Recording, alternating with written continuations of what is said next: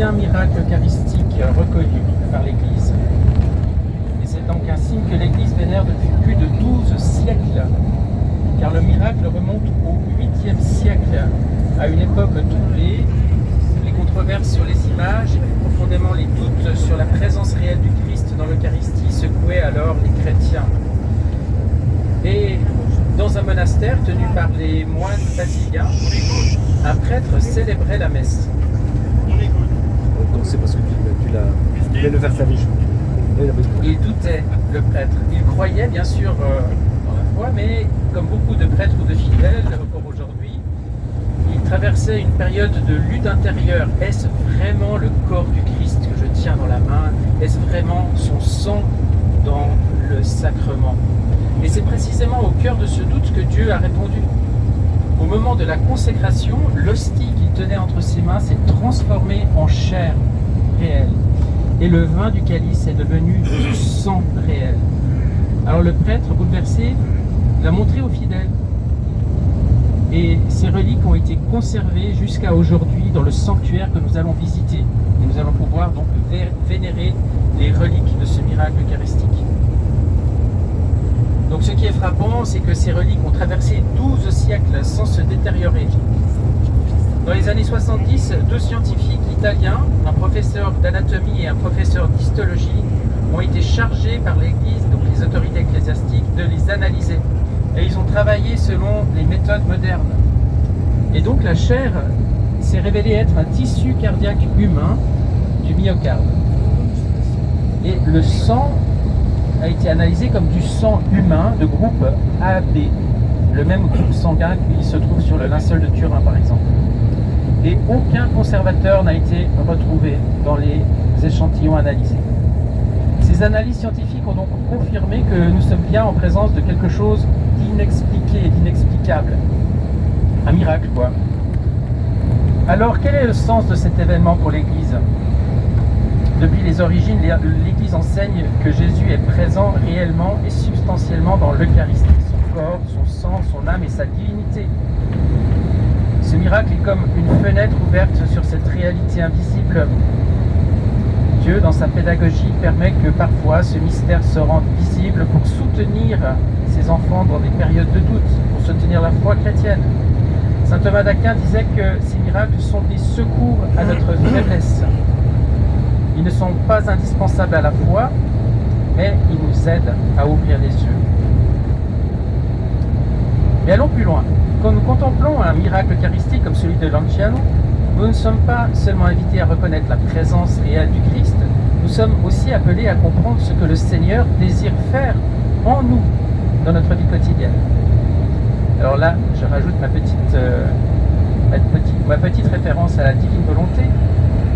Avec le don de la divine volonté, nous sommes appelés à faire un avec Jésus pour devenir une hostie vivante en laquelle il peut renouveler tout son mystère, comme l'exprime sainte Élisabeth de la Trinité dans sa fameuse et très belle prière. Une hostie vivante, c'est une âme qui se laisse prendre, transformer, offrir, une âme qui devient un lieu où Dieu, présent réellement, peut aimer, pardonner, agir, répandre son règne de paix. Un cœur de chair, notre cœur qui bat à l'unisson du cœur eucharistique de notre Seigneur. On va insister plus longtemps parce que Ramon va prendre la parole tout à l'heure et aller plus en profondeur sur ce sujet. Le miracle de Lanciano nous montre ce que Jésus fait du pain quand il le touche, il le transforme en lui-même. Et c'est exactement ce qu'il veut aussi faire de nos vies si nous le laissons agir, nous transformer en sa présence, en sa douceur, en son amour offert pour le monde, etc. Ce miracle eucharistique de Lanciano n'est pas un miracle isolé. Dans l'histoire de l'Église, beaucoup de miracles du même genre ont été reconnus par l'Église, comme des signes eucharistiques où le Seigneur semble avoir permis pour un moment que l'invisible devienne visible.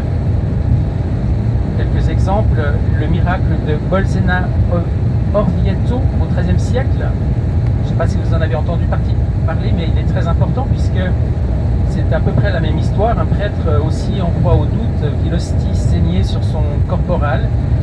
Et ce signe fut si marquant que c'est ce qui a déclenché une fête liturgique que nous fêtons encore aujourd'hui. Le pape Urbain IV a institué la grande fête du Corpus Christi, fête de Dieu. Aujourd'hui, on l'appelle solennité du Saint-Sacrement, quelque chose comme ça, que nous célébrons encore aujourd'hui.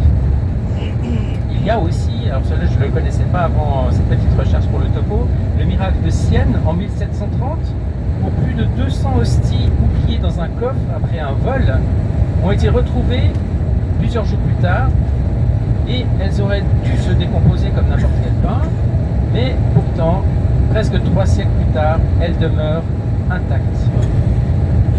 Plus récemment, au XXe et XXIe siècle, on a entendu parler à Buenos Aires notamment d'un miracle eucharistique, au Mexique aussi, ou à Sokolka en Pologne. Dans certains de ces cas, les analyses scientifiques modernes ont mis en évidence de manière complètement inattendue des tissus cardiaques humains et généralement du même type que celui de l'ancienne. Ces miracles dispersés dans le temps et sur tous les continents ont été remarquablement mis en valeur, comme vous le savez déjà probablement, par un jeune saint de notre temps, le bienheureux Carlo Acutis. Oui, c'est vrai. Non, il a été canonisé il y a quelques jours, effectivement. Avant sa mort, en 2006, ce garçon de 15 ans, passionné par l'Eucharistie et doué en informatique, entreprit de recenser, documenter et expliquer les miracles eucharistiques reconnus à travers le monde.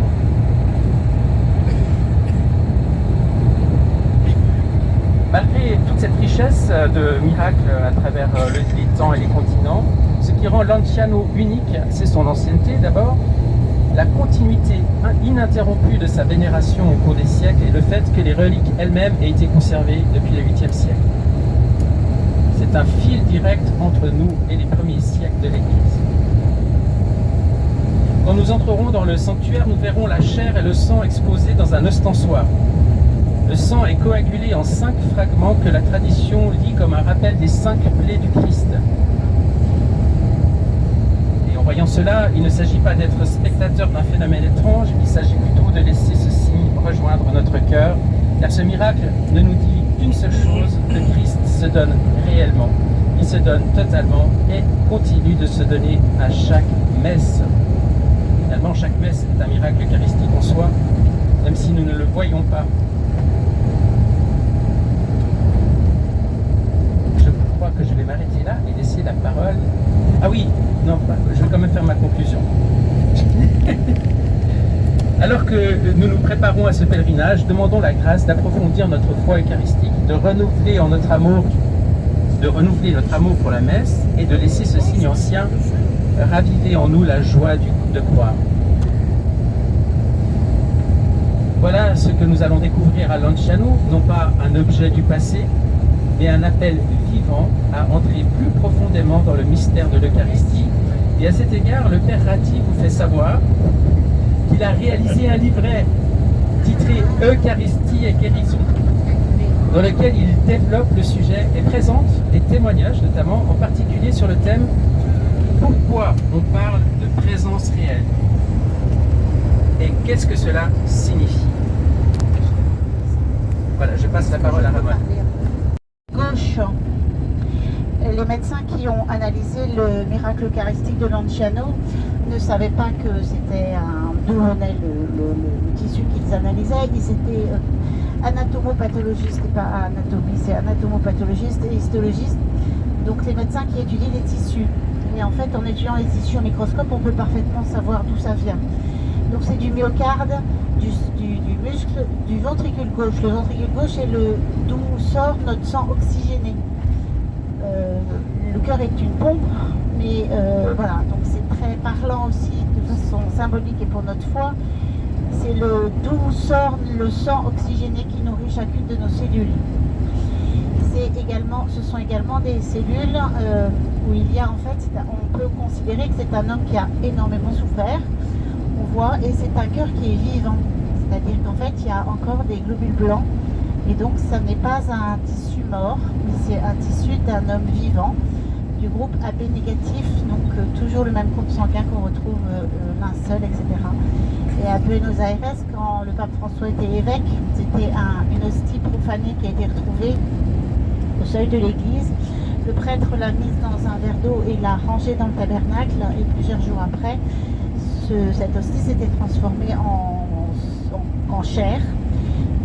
Et là aussi, ça a été donné à des médecins qui ne savaient pas ce qu'ils analysaient et les différentes analyses ont montré également des fibres cardiaques du ventricule gauche AB négatif avec les mêmes particularités.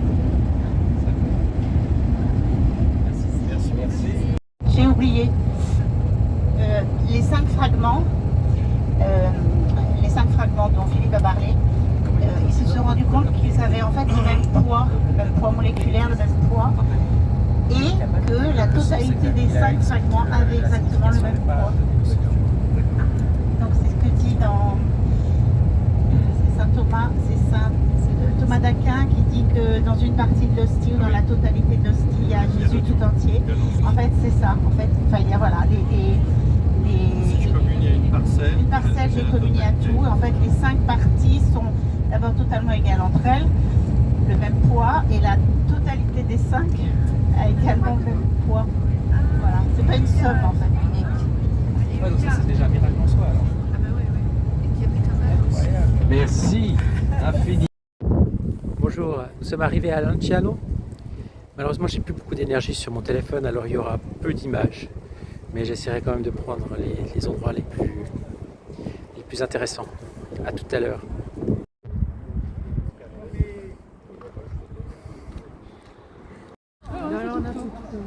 Hein? On aurait pu aller, on aurait pu descendre en fin de compte. Bah oui, juste faire ça. Oh, comme ça, on pourrait dire qu'on a visité Lanciano. Franchement là, sous le soleil. Ça t'a fait taire, hein?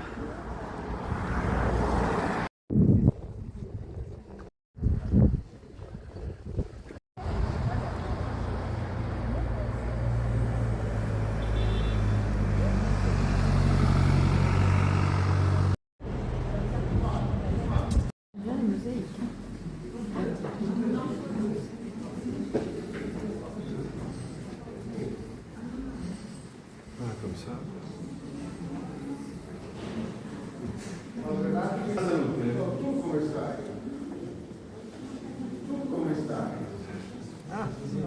Ça a été mis, c'est réglé.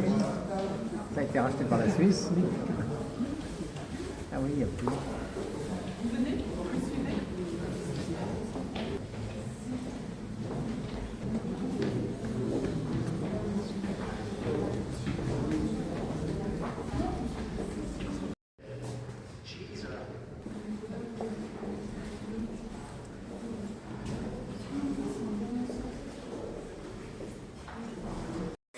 On est juste là et le miracle il est juste devant nous.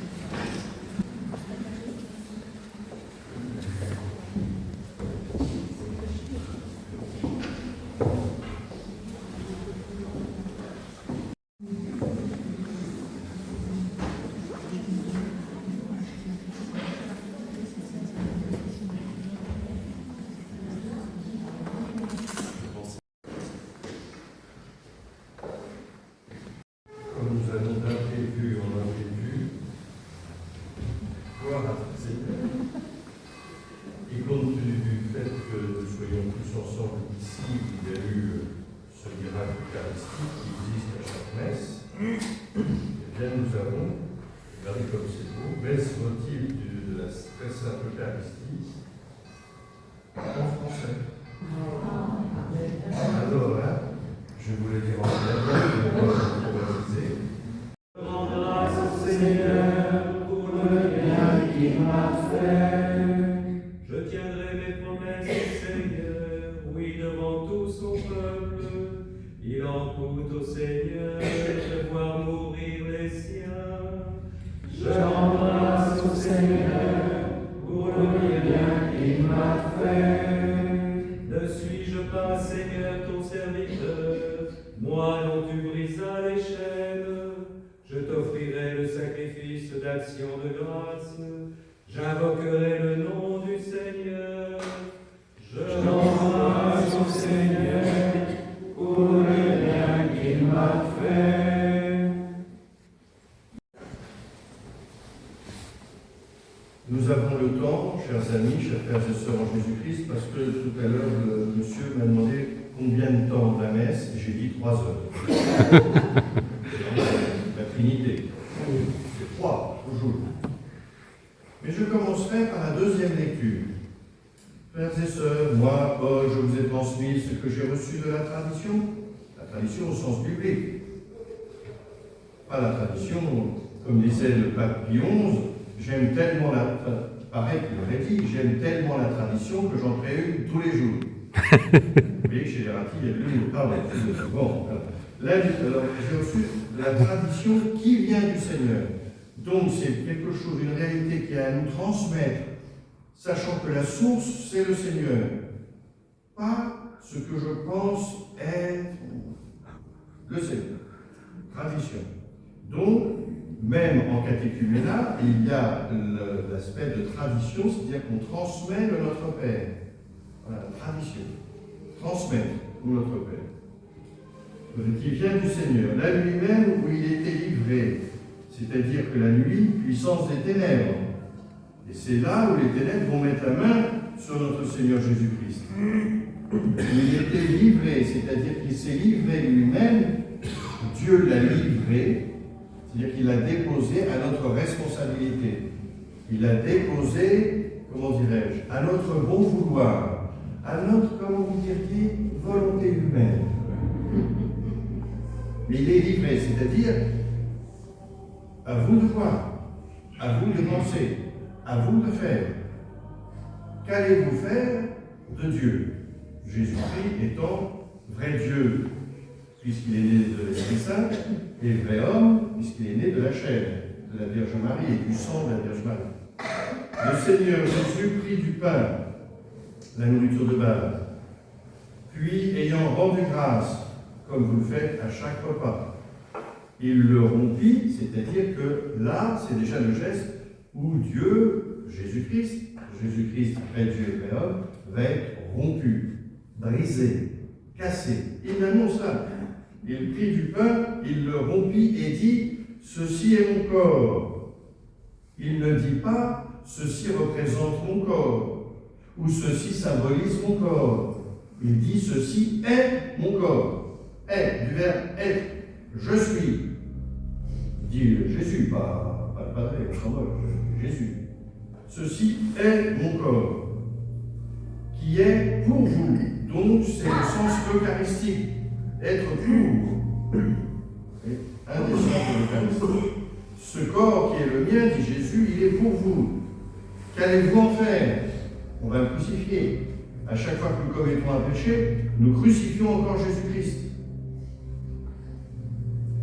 Ceci est mon corps qui est pour vous. Faites cela en mémoire de moi. En mémoire, pas en souvenir, pas au sens hellénistique du terme.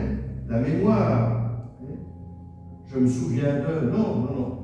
Mémoire au sens biblique, au sens du judaïsme religieux, c'est-à-dire rendre présent un événement qui s'est passé ailleurs dans l'espace et ailleurs dans le temps. Donc aujourd'hui, c'est bien Jésus qui se rend dans son humanité, dans sa divinité, dans son âme, et tout dit, qui se rend présent pour chacune et chacun d'entre nous. C'est pourquoi le prêtre, ici à l'autel, célèbre in persona Christi capiti, c'est-à-dire qu'il est, au nom du Christ, tête capiti, in persona Christi.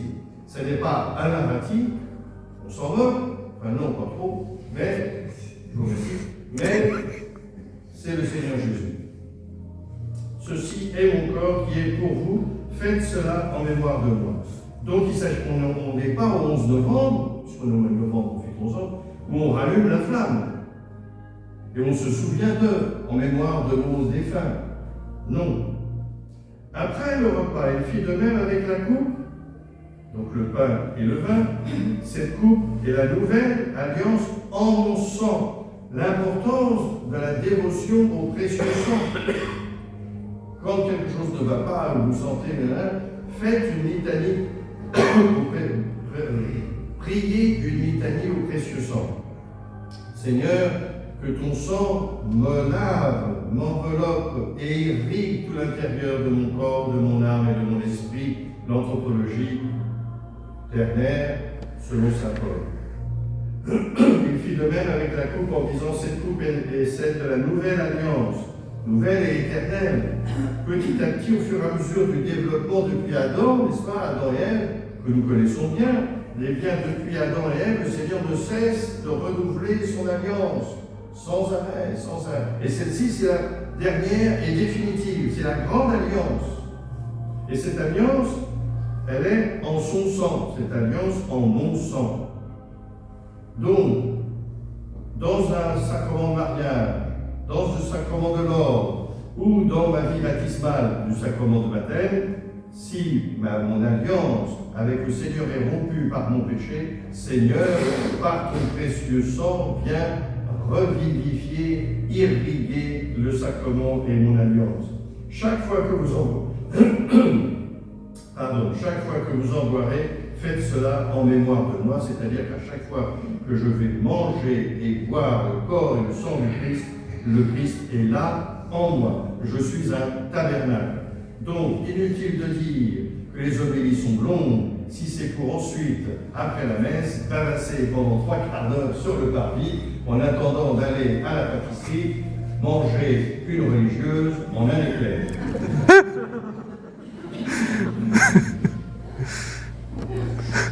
Une homélie, c'est ça.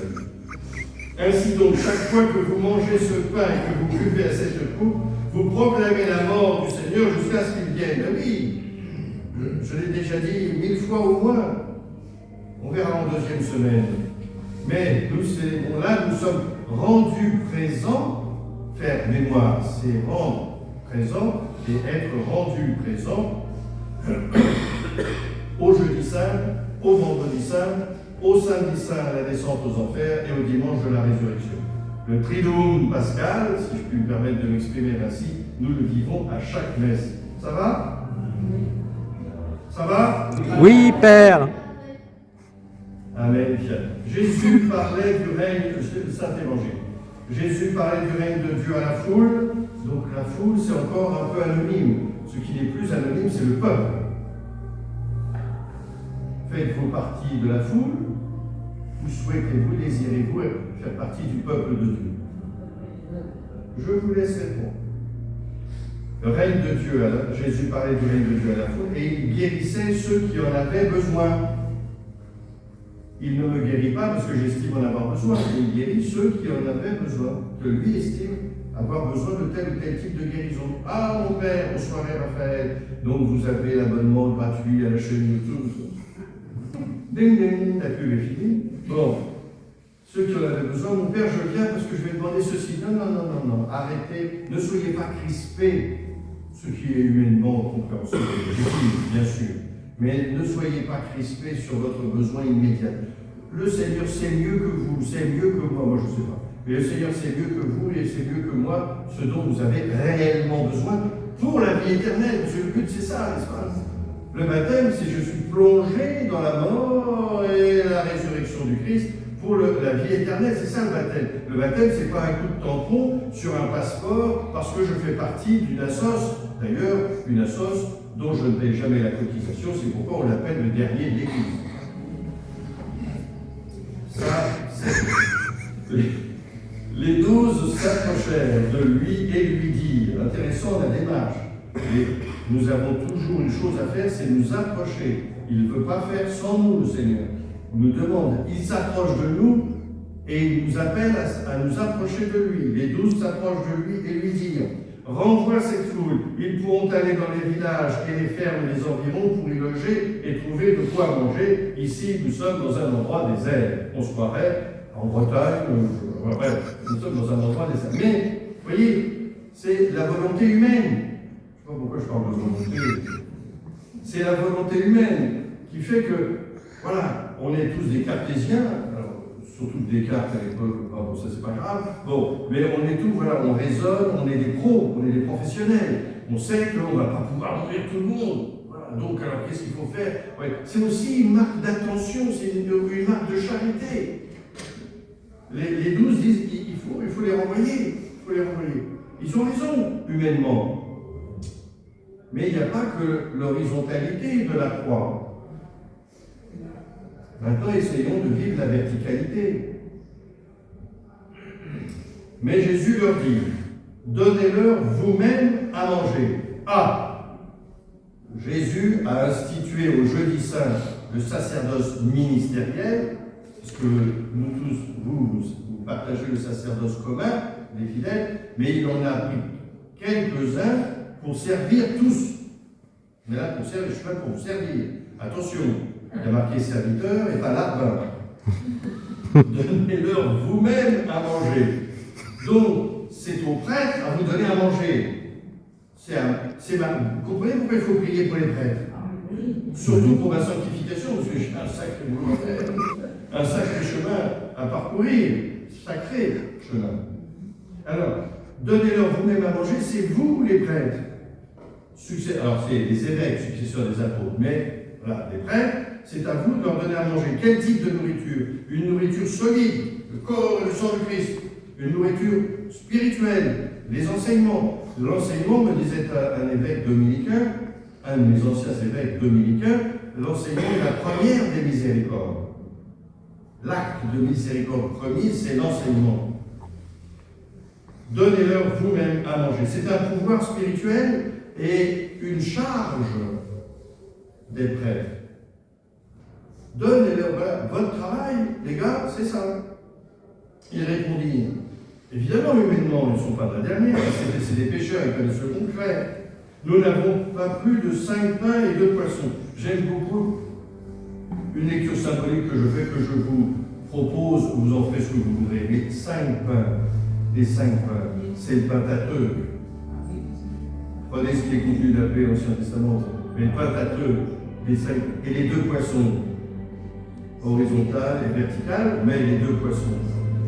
Le Christ, vrai homme, le Christ, vrai Dieu. Par exemple, une suggestion pour notre vie spirituelle. Vous en faites ce que vous voulez ou ce que vous pouvez, suivant votre humaine volonté. Nous n'avons pas plus de 5 pains et 2 poissons. À moins d'aller nous-mêmes, disent les professionnels, acheter de la nourriture pour tout le monde. On veut bien y aller, on va prendre quelques-uns et puis on va y aller. Bon, il y avait bien 5000 hommes, donc sans compter les femmes et les enfants.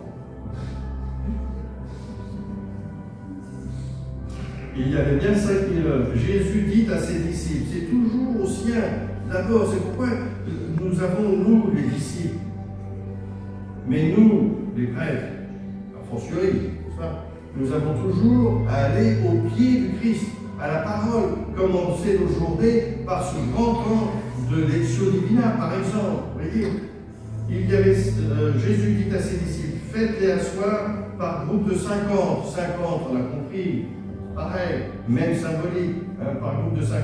Mais faites-les asseoir, c'est-à-dire, occupez-vous d'eux et faites en sorte qu'ils ne soient pas fatigués, qu'ils soient bien, en paix. Vous voyez, c'est ça, faites-les asseoir. Quand j'irai en Suisse chez Philippe, il m'invitera à m'asseoir dans son salon. Et il dira à un de ses enfants, je ne sais pas s'il a des enfants et quel âge ils ont, mais il dira à un de ses enfants, va chercher de quoi nourrir le padre, le petit père. Voilà. Et j'autoriserai à un seul instant à ce qu'il quitte notre présence, c'est s'il descend à la cave. Non, mais c'est pour mieux remonter.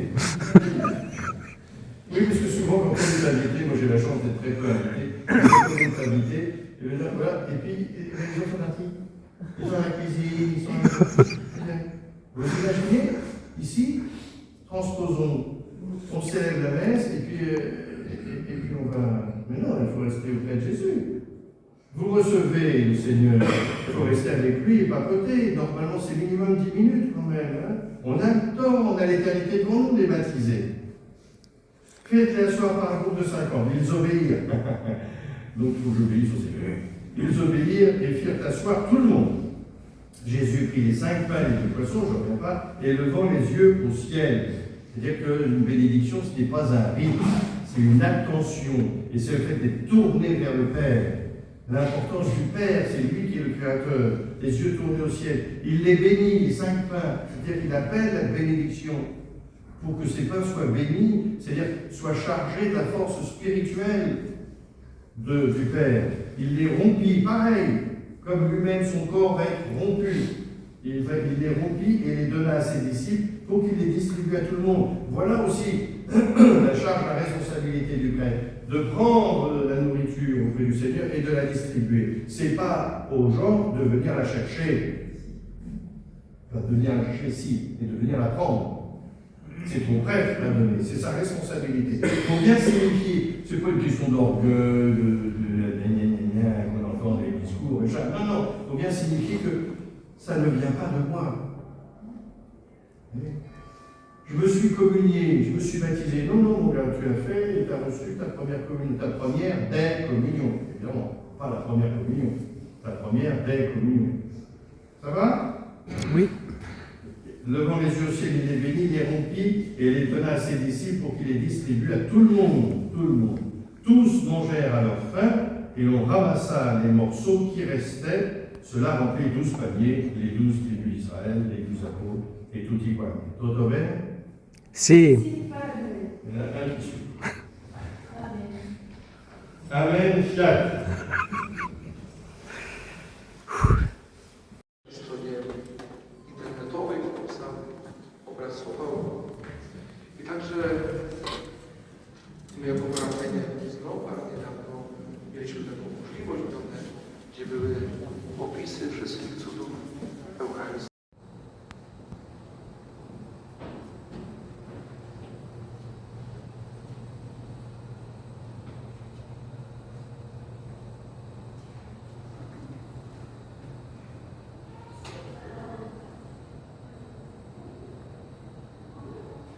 Désolé pour avoir gloussé pendant l'homélie. Je suis très fatigué, j'ai peu dormi ces dernières nuits et j'ai le fou rire assez facile. Voilà. J'espère que ça ne dérangera pas trop pour l'écoute de cette homélie puissante de notre cher Padre. Et maintenant, nous allons au restaurant.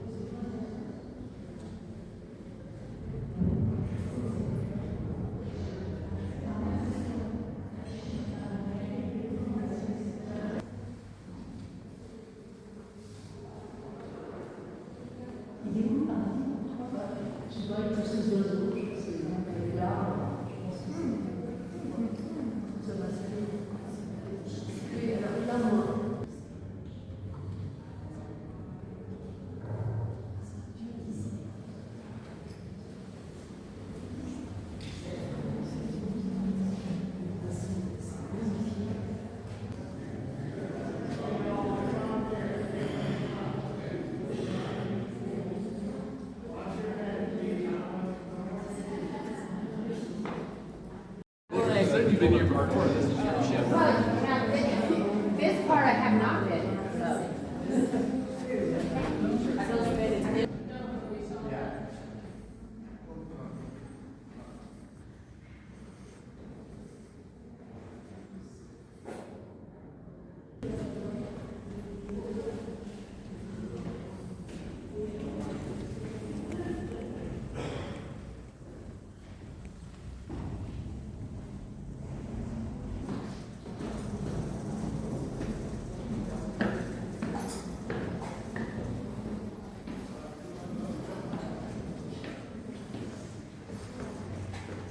Le martyr, oui.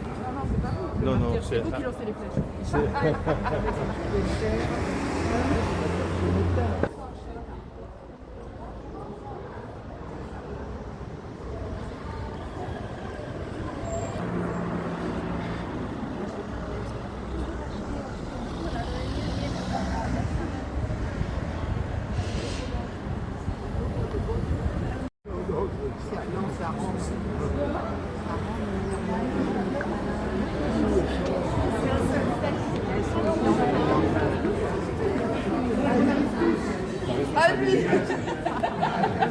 L'œil de Moscou ou du Vatican? Allô, comme vous Moscou. préférez.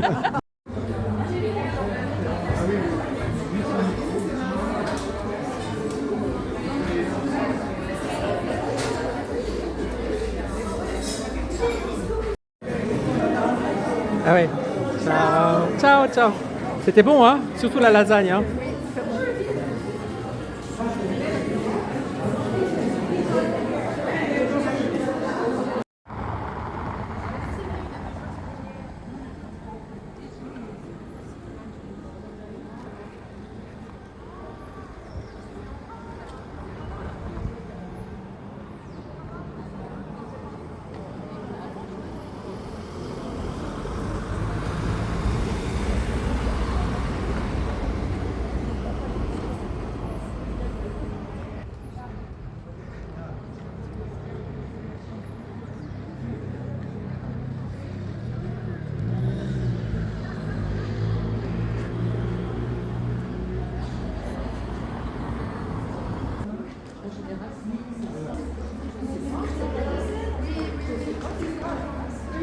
Une porte jubilaire à Lanciano.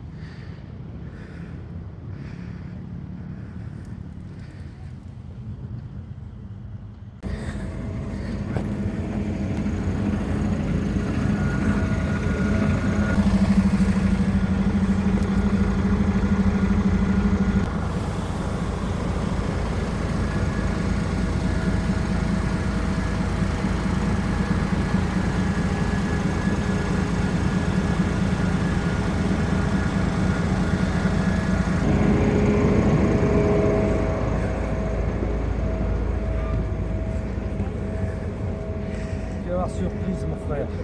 Oui. Mais votre voisin, votre voisine Sabrina, elle est là, Sabrina, parce que j'ai vu partir aux toilettes. Ah, ouais. Bon.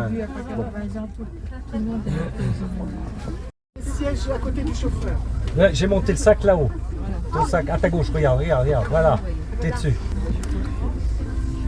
Et est-ce que vous voulez un cadeau? Oui.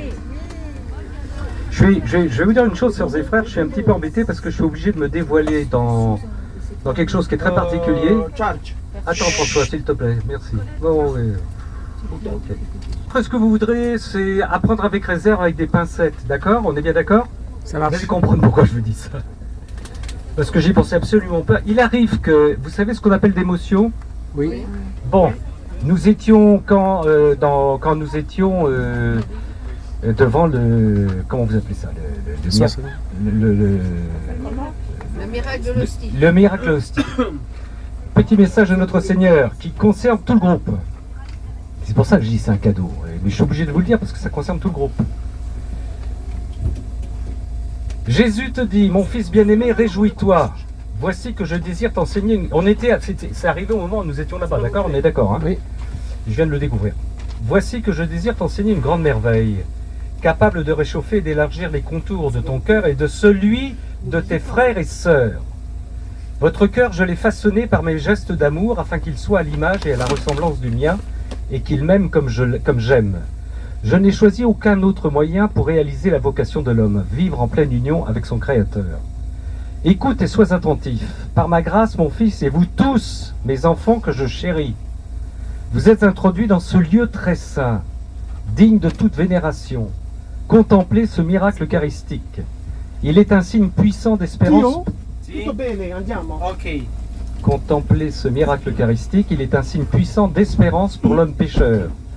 Car même lorsque la foi, l'espérance et la charité semblent s'être figées en lui, lorsque la vie divine ne circule plus, lorsque l'âme paraît s'être arrêtée parce qu'elle s'est éloignée de moi en un seul instant, je peux faire renaître ma vie en elle.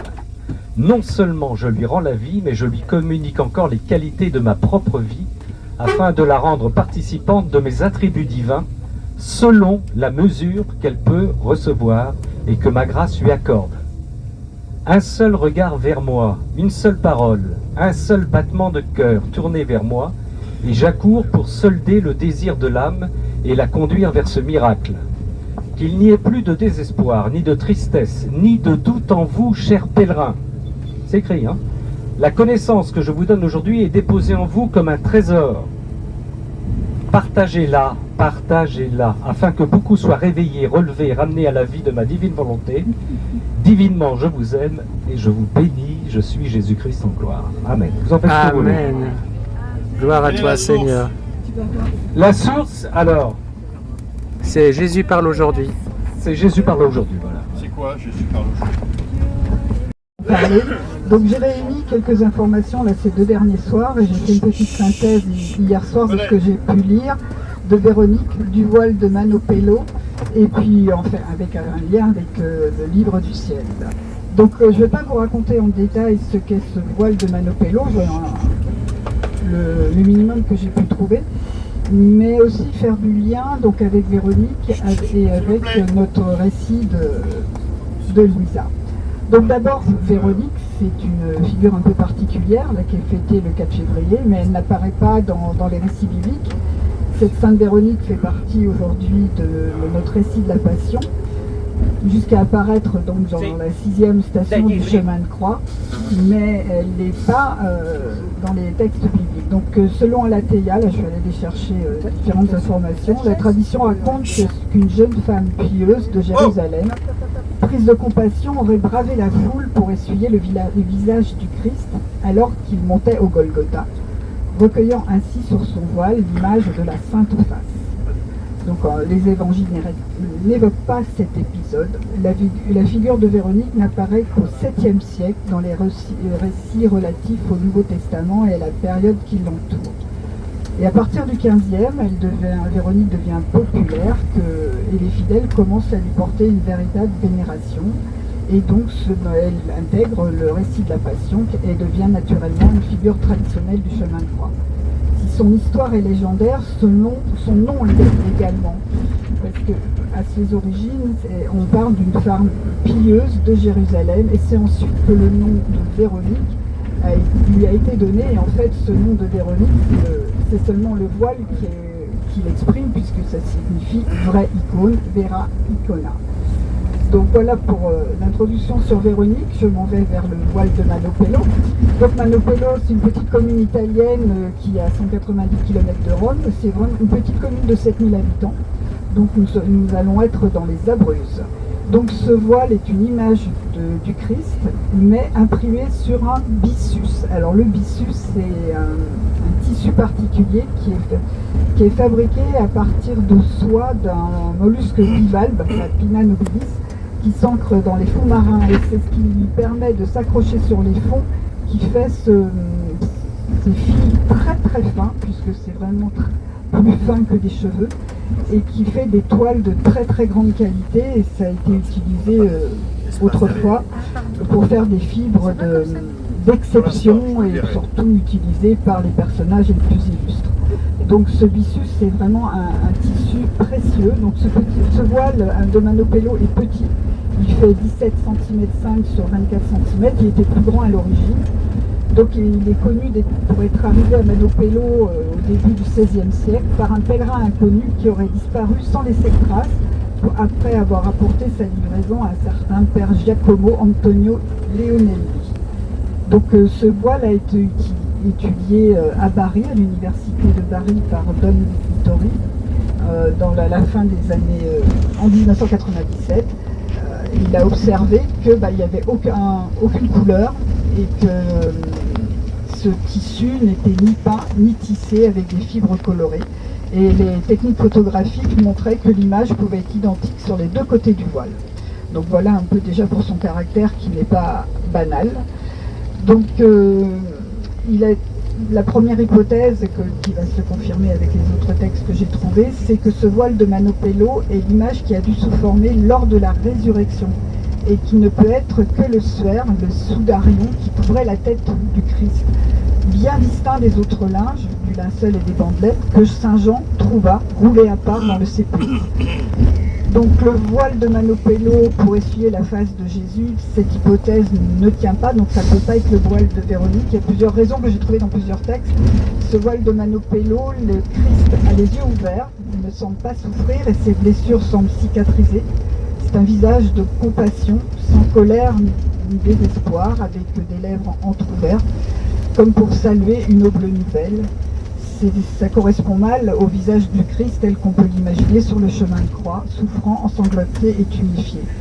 Ce voile a été aussi, donc le fait qu'il soit en byssus ne peut pas être ce voile qui a épongé finalement le sang du Christ au moment de la Passion. Donc du point de vue de sa qualité aussi, donc ça ne correspond pas, il fallait un tissu plus épais. Donc l'histoire est un peu complexe de tous ces suaires qu'on a retrouvés autour de la Passion du Christ. Donc je suis allée, dans les documents qui me semblaient les plus crédibles, je suis allée retrouver un entretien avec Radio Vatican et une théologienne qui a un nom prédisposé puisqu'elle s'appelle Véronica Sefer, donc ça m'a fait confiance, donné conscience. Elle travaille au Vatican et elle enseigne l'histoire de l'Église à l'Université pontificale de la Sainte-Croix. Donc pour elle, donc je vais la citer à plusieurs reprises, donc elle trouve un lien fascinant entre le linceul de Véronique, le suaire le Saint-Suaire et le voile de Manopello. Ces trois reliques sacrées précieuses sont considérées comme, alors il y a un mot complexe pour les désigner, des archéiropoïètes, c'est-à-dire des images non peintes par la main de l'homme et qui restituent respectivement aux fidèles l'image du Christ souffrant, mort et ressuscité. Donc dans le voile de Véronique, si je reviens à Véronique et le voile de la Sainte Face, donc lui il aurait été conservé à la basilique Saint-Pierre et régulièrement exposé le 5e dimanche de Carême. Et donc il y a souvent eu des confusions entre ce voile de Véronique qui a essuyé le Christ sur le chemin du Golgotha et ce voile arrivé au XVIIe siècle dans le monastère des Abruzzes. Donc il y a des convergences et des divergences entre ces histoires. Vraiment l'histoire est complexe, hein. Donc je ne vais pas m'y attarder, je vais peut-être plutôt aller vers les signifiés. Donc il y a déjà quand même au niveau physique, il y a des points de contact entre tous, mais la divergence c'est au niveau des yeux, entre les yeux fermés, demi-ouverts, sur chacun de ces trois voiles. Mais la correspondance physique des trois, du suaire de Turin, du voile de Manopello et du voile de Véronique sont assez étonnantes et remarquables. Donc elle cite encore cette femme: lorsque nous parlons du voile de Véronique, nous voulons parler de la relique du linceul sur lequel, selon la tradition, pendant le chemin de croix, Jésus a imprimé son visage plein de sang. Le terme de Véronique désigne aujourd'hui à la fois la pieuse femme qui offrit le linceul à Jésus et la relique. cette dernière, lors de l'ostension, n'est visible que de loin et apparaît comme une image sombre, difficilement reconnaissable. Le linceul de Véronique est donc sombre, puisque c'est une relique de sang. Les yeux de Jésus, vrai Dieu et vrai homme, sont mi-clos. Et de même que nous fermons les yeux en approchant de quelque chose, Jésus, vrai homme, a lui aussi les yeux mi-clos au moment de l'approche du voile de Véronique, sous l'effet du réflexe des paupières. D'ailleurs, dans les différentes iconographies du voile de Véronique qui font autorité, car elle a été réalisée avec l'autorisation de la basilique de Saint-Pierre, la couronne d'épines n'est pas présente, parce qu'en essuyant son visage, Jésus ne l'a pas touchée pour ne pas augmenter la douleur. Donc des scientifiques débattent quand même de la question de savoir si la Véronique, donc le voile de Véronique, a été volé lors du sac de Rome. Et donc cette scientifique maintient que non, et qu'elle se trouve toujours dans la basilique Saint-Pierre. Et en partant de la coexistence des deux reliques, elle peut expliquer que c'est le linceul de la Sainte Face qui a été volé. Donc elle a trouvé des documents intéressants au XVIIe siècle, par exemple, le pape Urbain VIII a adressé une circulaire à tous les évêques d'Italie. Il leur demandait d'inciter les prêtres, les prédicateurs, les confesseurs à enquêter sur ceux qui possédaient une Véronique, afin que ces images soient remises aux autorités ecclésiastiques sous peine d'excommunication. Et Urbain VIII ne pouvait pas admettre publiquement que le linceul de la Sainte Face avait été volé, car à l'exception de quelques personnes, personne ne savait qu'il était conservé à la basilique Saint-Pierre. Et par ce stratagème, il tenta de retrouver la relique la plus importante de la basilique. Malheureusement, il n'y est pas parvenu. Mais il est intéressant de noter que le sanctuaire de Manopello, c'est dans le sanctuaire de Manopello que la Sainte Face est restée cachée dans une niche d'autel pendant 40 ans. Parce qu'il fallait laisser passer ce temps avant qu'on puisse l'exposer, puisqu'il y avait peine d'excommunication. Donc elle essaie toujours de... En fait, ils essaient toujours de comprendre comment cette Sainte Face est arrivée à Manopello. Donc pour elle, elle conclut, et je pense que c'est une belle conclusion, il semble qu'elle peut lire derrière un plan du salut derrière cette histoire. Dans l'Ancien Testament, il était interdit de faire une image de Dieu pour éviter une fausse image de Dieu, et avec l'incarnation du Christ, Dieu a pris un visage et s'est révélé. On dirait qu'il a voulu que nous aussi, en 2025, nous puissions le voir. Et il ne nous laissera pas une image, mais trois. Les trois moments les plus importants de sa vie. La passion avec le linceul de Véronique, la mort avec le linceul et la résurrection avec la Sainte Face, que nous allons voir à Manopello. Et donc là, je reviens vers Luisa Picaretta et le livre du ciel, parce qu'il y a un long texte de Jésus qui explique qu'avec lui, tout marche par trois. Donc c'est le 26 septembre 1904 dans le volume 6. Et il en parle à partir de ses souffrances. Presque toutes les souffrances de Jésus dans sa passion furent triples. Donc il n'est peut-être pas étonnant qu'il nous laissait aussi une triple image de cette passion. Donc se montrant à Luisa, Jésus me dit, ma fille, non seulement le couronnement d'épines a été triple, mais presque toutes les souffrances que j'ai souffertes durant ma passion ont été triples. Triples ont été les 3 heures d'agonie dans le jardin. Triples ont été les flagellations. On m'a flagellé avec 3 types de fouets. 3 fois, ils m'ont dépouillé. 3 fois, j'ai été condamné à mort, de nuit, de grand matin et en plein jour. Triples ont été mes chutes sous le poids de la croix. Triples ont été les clous. Mon cœur a déversé du sang 3 fois, par lui-même dans le jardin. Ensuite, dans l'acte de la crucifixion, quand j'ai été étiré sur la croix, tellement que tout mon corps en fut déboîté et que mon cœur s'est brisé à l'intérieur et versé du sang. Et après ma mort, quand mon cœur a été ouvert par une lance. Triples ont été les 3 heures d'agonie sur la croix. Que de triples il y a eu, et tout cela n'a pas été le fruit du hasard, tout s'est accompli sur ordonnance divine, pour rendre complète la gloire due à mon Père, pour effectuer la réparation que lui devaient les créatures, et pour obtenir des bienfaits de la créature. Finalement, je voudrais quand même conclure avec Véronique. Et là, je suis allée voir Alicia Lenczewska, c'est la prononcer, un texte de 1987 du 4 octobre. Chacun des hommes, c'est Jésus qui parle encore, chacun des hommes, bien qu'il soit impuissant, peut m'offrir son désir d'être avec moi et de coopérer par son service. Véronique pouvait si peu, mais elle a tellement fait. Elle n'a fait qu'essuyer mon visage parce qu'elle voulait montrer aux gens mon visage propre, sans la saleté dont ils me recouvrent en eux, sans la saleté de leur péché qui cache mon visage en eux.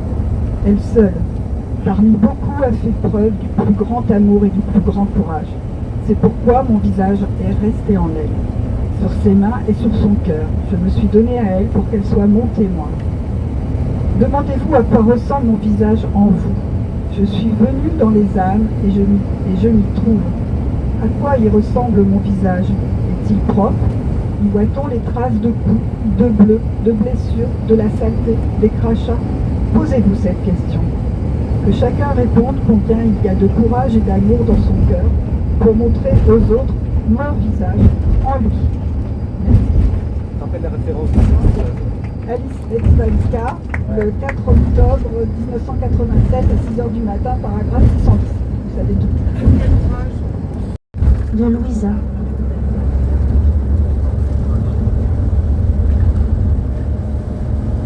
De Saint Matthieu. Alors ils lui crachèrent au visage et le giflèrent. D'autres lui donnèrent des coups. Ils le frappaient à la tête. Benoît XVI dit « Les soldats se moquent de Jésus avec cruauté. Ils savent qu'il se prétend roi. Ils le revêtent des signes caricaturaux de la majesté impériale. Le manteau de pourpre, la couronne d'épines tressée et le sceptre de roseau. Et ils lui rendent témoignage, salut roi des Juifs. Leur hommage consiste en gifles par lesquelles ils manifestent encore une fois le mépris qu'ils ont pour lui. Les évangiles de Matthieu, Marc et Jean rapportent les crachats, les gifles, les coups donnés à Jésus.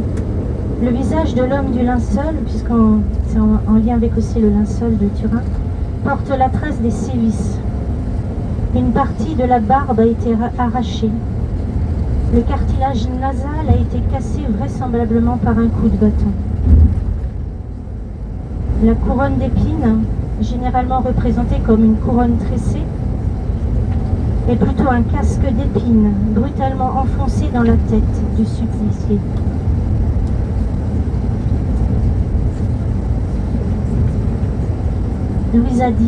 Jésus dit à Louisa, ma fille, les douleurs que j'ai souffertes pendant mon couronnement d'épines sont incompréhensibles pour un esprit créé, beaucoup plus douloureusement que par les épines sur ma tête. Mon esprit fut transpercé par toutes les mauvaises pensées des créatures. Aucune ne m'échappait.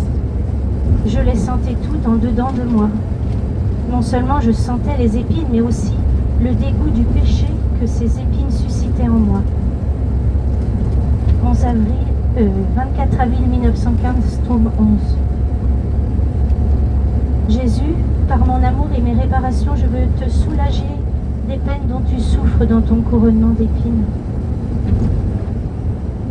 Jésus me dit, fille, ces épines qui ont piqué ma tête vont piquer l'arrogance, la vanité et les blessures cachées des hommes pour en faire sortir le pu. Les épines trempées dans mon sang les guériront et leur redonneront la couronne que le péché leur avait enlevée. Tome 11, 10 avril 1914. Jésus, par mon amour et mes réparations, je veux te soulager des peines dont tu souffres dans ta sainte face. Jésus, comme Véronique lors de ton chemin de croix, j'essuie ta sainte face. Non pas avec un linge, mais je t'offre tout moi-même pour te soulager. Sur chacune des plaies que tu as reçues sur ton visage, je veux t'embrasser pour réparer les nombreux blasphèmes, les scandales, les ingratitudes humaines, nos froideurs, nos manques d'amour et nos nombreuses incrédulités. Je donne un baiser sur ton visage ensanglanté, livide et gonflé par nos mauvaises conversations qui te giflent et te crachent dessus au lieu de t'honorer. De mes mains, je te caresse, t'enlèvre des crachats et te presse sur mon cœur. Mon Jésus plein d'amour, je te demande pardon et je répète à chaque fois que tu nous as appelés à être victimes de réparation. et je répare, à chaque fois que tu nous as appelés à être victimes de réparation, alors que nous nous unissons à tes ennemis, nous t'avons giflé et craché dessus.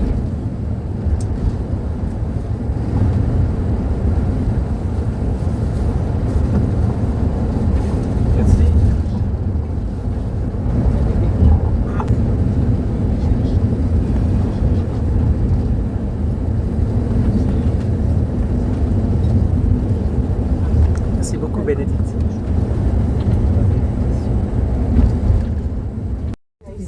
Il y a 2 hommes avec un balai. Ils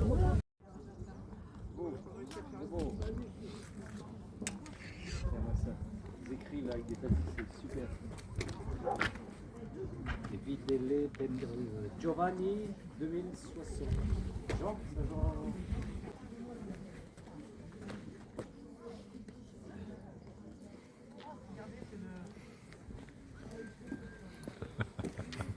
Bonjour Ramon.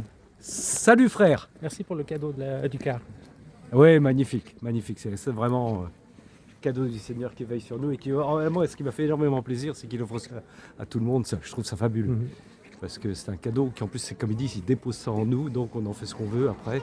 Mais il y a vraiment une délicatesse et puis qu'il fasse ça. Bon, il parle du cœur au moment où on est en train de voir. On se sent vraiment suivi réellement. Quoi. Suivi à la trace. Pas à la trace, il nous précède. Il nous précède. Il nous précède. Quand tu viens à la messe, tu dis oh là là, parce que c'est beau. Prends ton téléphone,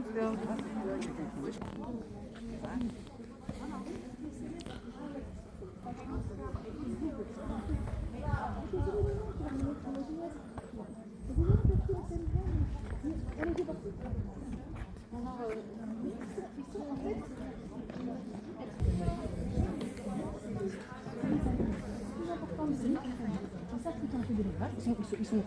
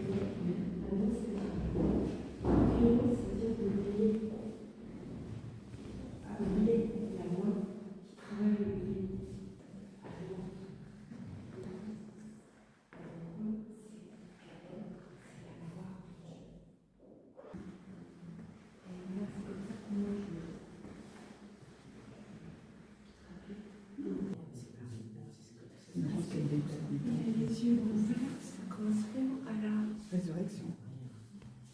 Ah bon? D'accord. C'est le dernier. D'accord. C'est le dernier.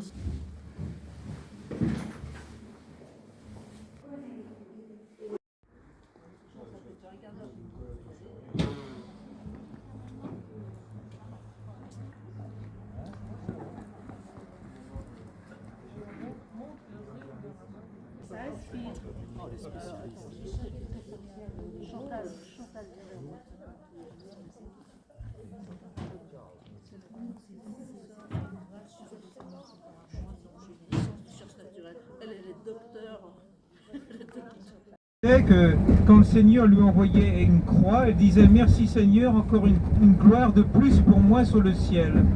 Donc nous voulons demander de la grâce, d'abord de dire oui à toutes les croix, puisque c'est le chemin royal pour avancer dans la divine volonté, de les accueillir avec amour, puisque bien sûr, seul l'amour compte dans l'appréciation des croix, et la grâce de prendre conscience que toute croix est une mort à nous-mêmes qui nous élève à une plus belle place dans le ciel, qui nous fait ressusciter encore davantage pour grandir dans la vie éternelle et dès cette terre. Amen.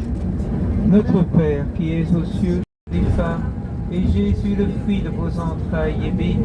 Sainte Marie, Mère de Dieu, priez pour nous pauvres pécheurs, maintenant et à l'heure de notre mort. Amen. Surtout celles qui ont le plus besoin de votre miséricorde, que par la miséricorde de Dieu, les âmes des fidèles dépassés reposent en paix. Amen. Cinquième mystère, le couronnement de Marie. Nous savons maintenant que Marie est reine du royaume de la divine volonté. Elle est toute puissante pour nous y faire entrer. Et nous a dit, je ne sais plus, au 7e ou 8e jour du magnifique livre que je vous invite tous à lire, à relire, à méditer, de Marie, reine dans le royaume de la divine volonté. Elle nous a dit que vraiment, si on lui donne la main en toute confiance, nous sommes certains, c'est vraiment le mot qui est l'emploi de mémoire, nous sommes certains que nous entrerons dans la divine volonté.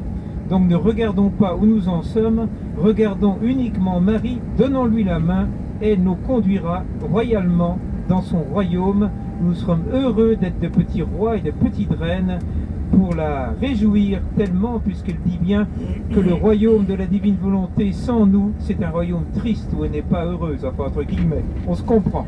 Notre Père qui es aux cieux, que ton nom soit sanctifié, que ton règne vienne, que ta volonté soit faite sur la terre comme au ciel. Donne-nous aujourd'hui notre pain de ce jour. Pardonne-nous nos offenses. Nous pardonnons aussi à ceux qui nous ont offensés. Et ne nous laisse pas entrer en tentation, mais délivre-nous du mal. Amen. Je vous salue Marie, pleine de grâce, Reine des anges, le Seigneur est avec vous. Vous êtes bénie entre toutes les femmes, et Jésus, le fruit de vos entrailles, est béni. Sainte Marie, Mère de Dieu, priez pour nous pauvres pécheurs, maintenant et à l'heure de notre mort. Amen. Je vous salue Marie, pleine de grâce, Reine des apôtres et des prophètes, le Seigneur est avec vous. Vous êtes bénie entre toutes les femmes, et Jésus, le fruit de vos entrailles, est béni. Sainte Marie, Mère de Dieu, priez pour nous pauvres pécheurs, maintenant et à l'heure de notre mort. Amen. Je vous salue Marie, pleine de grâce, Reine des confesseurs, guide du Saint Padre Pio pour le permettre de voir ce qu'il y avait dans les âmes. Le Seigneur est avec vous. Vous êtes bénie que toutes les femmes, et Jésus, le fruit de vos entrailles, est béni. Sainte Marie, Mère de Dieu, priez pour nous pauvres pécheurs, maintenant et à l'heure de notre mort. Amen. Je vous salue Marie, pleine de grâce, Reine des vierges et des martyrs, le Seigneur est avec vous. Vous êtes bénie entre toutes les femmes, et Jésus, le fruit de vos entrailles, est béni. Sainte Marie, Mère de Dieu, priez pour nous pauvres pécheurs, maintenant et à l'heure de notre mort. Amen. Je vous salue Marie, pleine de grâce, Reine de tous les saints, le Seigneur est avec vous. Vous êtes bénie entre toutes les femmes, et Jésus, le fruit de vos entrailles, est béni. Sainte Marie, Mère de Dieu, priez pour nous pauvres pécheurs, maintenant et à l'heure de notre mort. Amen. Je vous salue Marie, pleine de grâce, Reine du très saint rosaire, Reine des familles, Reine de la paix, le Seigneur est avec vous. Vous êtes bénie entre toutes les femmes, et Jésus, le fruit de vos entrailles, est béni. Sainte Marie, Mère de Dieu, priez pour nous pauvres pécheurs, maintenant et à l'heure de notre mort. Amen. Je vais élargir après, mais je commence d'abord par ça. Je vous salue Marie, pleine de grâce, Reine des 47 poussins dans la divine volonté. Le Seigneur est avec vous. Vous êtes bénie que toutes les femmes, et Jésus, le fruit de vos entrailles, est béni. Sainte Marie, Mère de Dieu, priez pour nous pauvres pécheurs, maintenant et à l'heure de notre mort. Amen. Je vous salue Marie, pleine de grâce, Reine de tous les enfants de la divine volonté, et de tous ceux qui n'y sont pas, mais vous allez y faire y rentrer. Le Seigneur est avec vous. Vous êtes bénie que toutes les femmes, et Jésus, le fruit de vos entrailles, est béni. Sainte Marie, Mère de Dieu, priez pour nous pauvres pécheurs, maintenant et à l'heure de notre mort. Amen. Je vous salue Marie, pleine de grâce, notre Mère et notre Reine, à tous. Le Seigneur est avec vous. Vous êtes bénie que toutes les femmes, et Jésus, le fruit de vos entrailles, est béni. Sainte Marie, Mère de Dieu, priez pour nous pauvres pécheurs, maintenant et à l'heure de notre mort. Amen. Je vous salue Marie, pleine de grâce, Reine des victoires, de toutes les victoires, et des victoires sur notre volonté humaine pour la faire disparaître et que n'apparaisse en nous que la volonté divine. Le Seigneur est avec vous. Vous êtes bénie que toutes les femmes, et Jésus, le fruit de vos entrailles, est béni. Sainte Marie, Mère de Dieu, priez pour nous pauvres pécheurs, maintenant et à l'heure de notre mort. Amen. Gloria Patri et Filio et Spiritui Sancto, sic ut erat in principio et nunc et semper et in saecula saeculorum. Amen. Ô mon Jésus, pardonne-nous nos péchés, préserve-nous du feu de l'enfer et conduisez au ciel toutes les âmes, surtout celles qui ont le plus besoin de votre sainte miséricorde, que par la miséricorde de Dieu, les âmes des fidèles trépassés reposent en paix. Amen. Pour les saints et les anges.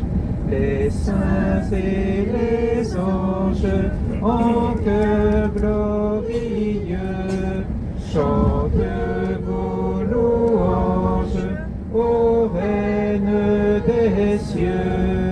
Ave, Ave, Ave Maria, Ave, Ave, Ave Maria.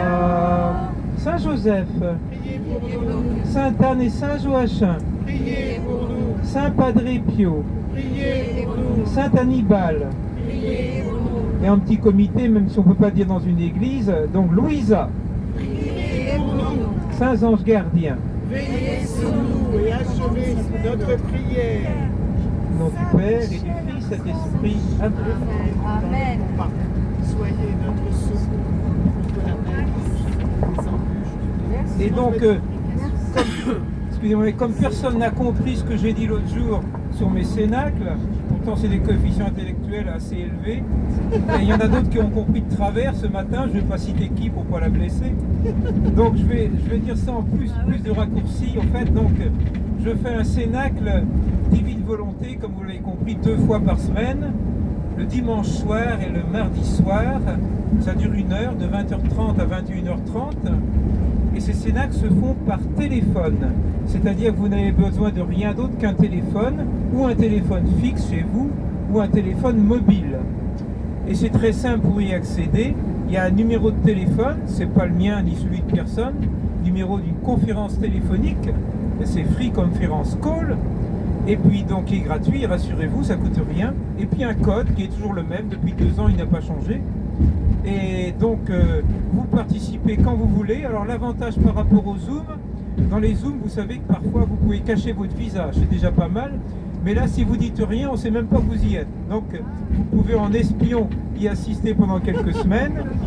Et puis bon, n'allez pas trop critiquer le cénacle autour de vous, mais à part ça, n'hésitez pas à l'écouter. Donc alors, je ne vais pas vous expliquer trop comment ça marche en détail. Si ça vous intéresse, alors le Père Chenang a dit dans un cénacle pour les responsables des groupes de cénacle que le meilleur moyen pour progresser dans la divine volonté, c'était pas les enseignements, c'était de loin les cénacles, dans la mesure où on partage en commun avec plusieurs. Et on s'enrichit bien sûr parce que personne, heureusement d'ailleurs, n'a la science infuse. Vous savez, il y avait qu'Adam qui l'avait, mais il a perdu. Et donc on a besoin de s'entraider tous les uns les autres. Et chacun dans un cénacle aura une inspiration, une idée que l'animateur ou un autre n'aura pas. Donc c'est très riche. Ce sont donc des cénacles comme Ramon. Donc, il y a plusieurs qui participent à mes cénacles régulièrement et qui participent tout aussi régulièrement au cénacle de Ramon. Donc c'est tout simplement une lecture suivie du livre du ciel dans l'ordre. Et donc on est rendu au volume 12. Et donc à partir de la semaine prochaine, on ne fera que le volume 12 2 fois par semaine. Jusque-là c'était éclaté en de 1 à 10, mais le 10 on le termine la semaine prochaine. Donc maintenant on avance 2 fois plus vite dans les volumes 12 et suivants, qui sont plus compliqués, plus divine volonté disons que les premiers. Voilà, donc si vous voulez du renseignement, pour ne pas assommer de mail Ramon qui a autre chose à faire, vous me donnez votre adresse email ou bien vous me demandez mon adresse, c'est encore plus simple, et je vous enverrai tout le renseignement, c'est simple, hein, en 1 ou 2 pages, tout est expliqué. Voilà, je ne vous ai pas embêté trop longtemps, et j'espère que vous n'avez pas perdu cette fois-ci dans mes explications. À force de me perdre moi-même, effectivement, je finis par égarer les autres, c'est normal. Bon, voilà. Merci. Merci Alain. Merci Alain.